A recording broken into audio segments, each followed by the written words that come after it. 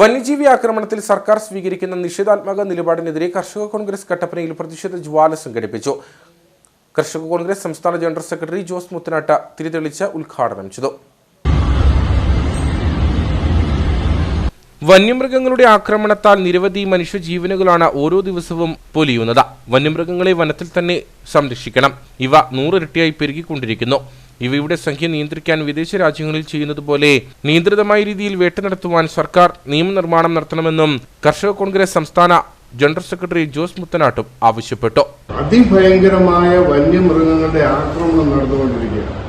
ഓരോ ദിവസവും നിരവധി ജീവനുകൾ പൊഴിഞ്ഞു പൊയ്ക്കൊണ്ടിരിക്കുന്നു. പക്ഷേ ഇതിന് എതിരായിട്ട് ഈ സംസ്ഥാന ഗവൺമെന്റ് യാതൊരു നടപടിയും കേന്ദ്ര ഗവൺമെന്റ് സ്വീകരിക്കുന്നില്ല. മനുഷ്യരെക്കാൾ വില ഇപ്പം മൃഗങ്ങൾക്കാണ് കൊടുക്കുന്നത്. ഏതെങ്കിലും ഒരു മൃഗത്തിന് എന്തെങ്കിലും പറ്റിക്കഴിഞ്ഞാൽ ആ പ്രദേശത്തുള്ള ആളുകളെയെല്ലാം ചോദ്യം ചെയ്തും അത്തരം കാര്യങ്ങളൊക്കെ നടക്കുന്നത്. നാട്ടിൽ വസിക്കേണ്ട മൃഗം നാട്ടിൽ വന്ന് ജനവാസ മേഖലയിലേക്ക് കടന്നു കയറിക്കൊണ്ട് മനുഷ്യരെ കൊന്നൊടുക്കും. പക്ഷേ യാതൊരു നടപടിയും ഇക്കാര്യത്തിലില്ല. കോൺഗ്രസ് കട്ടപ്പന ബ്ലോക്ക് പ്രസിഡന്റ് തോമസ് മൈക്കിൾ മുഖ്യപ്രഭാഷണം നടത്തി. ഉണ്ടായിക്കൊണ്ടിരിക്കുന്ന വന്യജീവി ശല്യം അനിയന്ത്രിതമായി പെരുകിക്കൊണ്ടിരിക്കുകയാണ്. ഒരു തലയ്ക്കും നിയന്ത്രിക്കാനായിട്ട് സർക്കാരിന് കഴിയാത്ത നിലയിലേക്ക് ഒരു കഴിവുകെട്ട സർക്കാരായി ഈ ഗവൺമെന്റ് മാറിയിരിക്കുകയാണ്.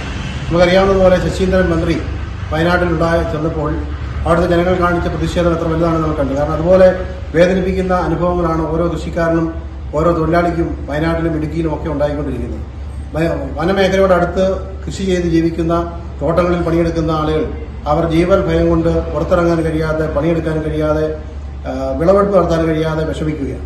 മണ്ഡലം പ്രസിഡന്റ് തങ്കച്ചൻ പാണാട്ടിൽ അധ്യക്ഷനായിരുന്നു. നേതാക്കളായ സിജു ചക്കുമൂട്ടിൽ, ടോമി തെങ്ങുംപള്ളി, ജോസ് ആനക്കല്ലിൽ, PS മേരിദാസൻ, ലീലാമ്മ ബേബി, ഐബിമോൾ രാജൻ, സജിമോൾ ഷാജി, സിന്ധു വിജയകുമാർ തുടങ്ങിയവർ സംസാരിച്ചു.